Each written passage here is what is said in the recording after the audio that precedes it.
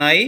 ఈ వారాహి నవరాత్రులు అనేవి చాలా పవిత్రమైనటువంటి నవరాత్రులు చెప్తాం. వీటిని గుప్త నవరాత్రులు అనుకుంటారు. ఈ మధ్య కాలంలో వీటి గురించి చాలామందికి తెలుస్తుంది, కానీ కొంతకాలంగా వీరికి ఈ వారాహి నవరాత్రుల గురించి అయితే తెలుస్తుంది. గతంలో ఎవరికి తెలిసేది కాదు, కొంతమందికి మాత్రమే తెలిసేది.